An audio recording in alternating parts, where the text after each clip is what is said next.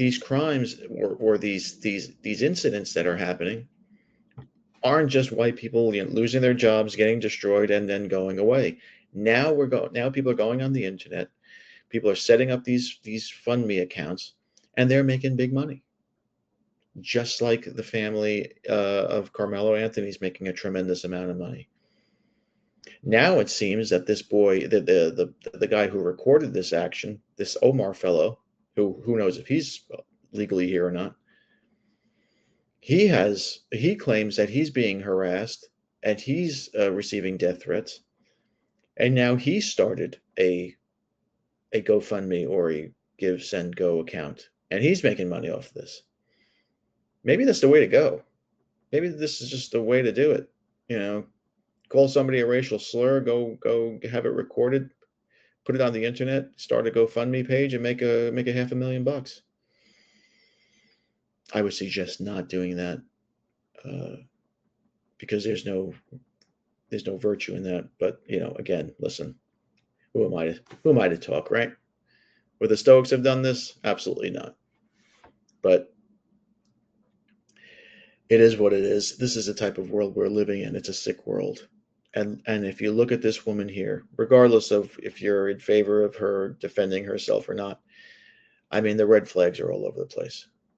The language, the lack of control, the tats all over the place, the bleach blonde hair, just the way she's carrying herself, the fact that she's doing this in front of her baby. I mean, if that was my wife carrying my baby around like that, putting that child in danger, you don't know what that guy could have done. He could have put that phone down and shanked her. It's absurd how she behaved. And it's not absurd that she stood up for herself. It's absurd that she put herself in that position with her child there. Now, have white people had enough of black and minorities in these situations? Absolutely. This is going to come to a head sooner than I ever thought. I never thought that this would happen in my lifetime, but I think it is. I think now people are starting to really start to recognize, and social media is a big catalyst in this. People are starting to stew a little bit more. Before social media,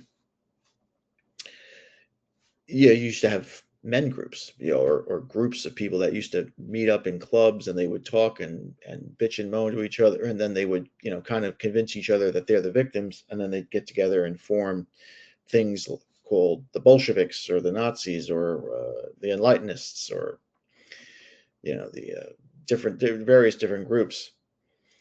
Now, and then those were, basically it was 10 guys who got together. Those 10 guys turned into 100 guys, 100 guys turned into 200 guys, and so on. It took time to grow.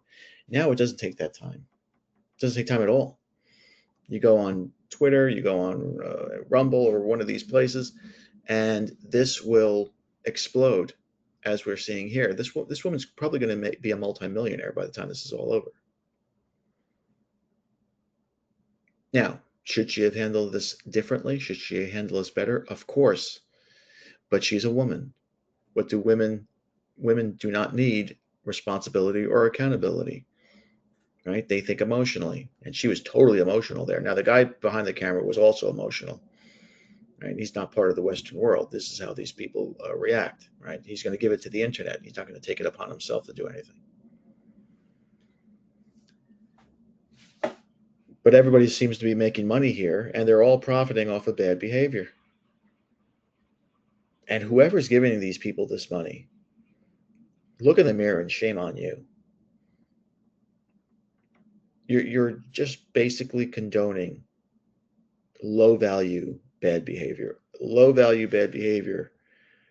from a low value woman.